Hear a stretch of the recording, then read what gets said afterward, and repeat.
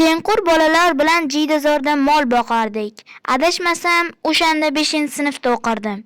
Jiydazorda o't ko'p, bekinmachoq o'ynashga ham qulay joy. Faqat kun botar botmas, har kim o'z molini yetaklab uyiga jo'nar. Jiydazorda ajina bor, yolg'iz yursang og'zingni qiyshaytirib ketadi degan vahima gaplar yurardi. Mening sigirim yuvosh bo'lsa ham bir aybi bor. Nuqul qozig'ini sug'urib daydib ketardi. Bilasiz, qoziq yog'ochdan yasaladi. Har kuni qoqavergandan keyin boshi yediriladi, sinadi. Qarabsizki, boshqa qoziq yasash kerak. Shunday kunlarning birida temir qoziq topib oldim. Boshida halqasi ham, hatto uzilib qolgan 1-2 qarich arqoni ham bor.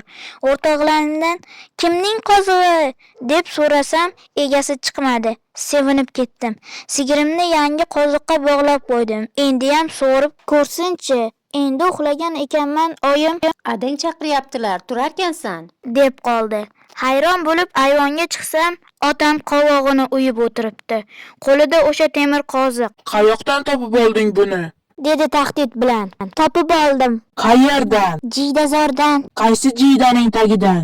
qiyshiq jiydaning. Jiydaning to'g'risi bo'lmaydi. Qaysi birining tagidan? Ko'rsang taniysanmi o'sha jiydani? Taniyman, dedim qo'rqa-pisa.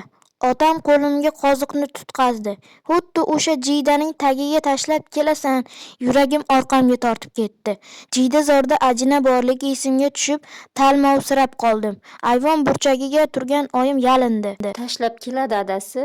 Tong ochsin, albatta tashlab keladi. Sen aralashma. dedi otam e'tirozga o'rin qoldirmaydigan ohangda. Uyg'onib ichkaridan chiqqan akam hammasini tushundi shekilli. Nimchasini kiya boshlagan edi, otam jerkib berdi. Sen qayoqqa? Birga borib kelamiz. Yo'q. dedi otam shiddat bilan. O'zi topganmi? O'zi olib borib qo'yadi. Kuz salqin tushib qolgan, g'ira-shira ko'roydin. Qo'limda muzdek temir qoziq bilan yo'lga tushdim.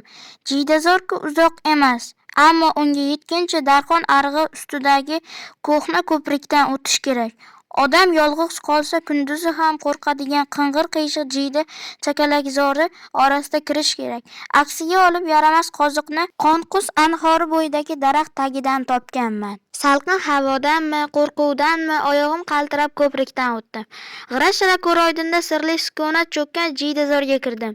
Nazarimda har bir daraxt orqasida nimadir belginib turgandek edi.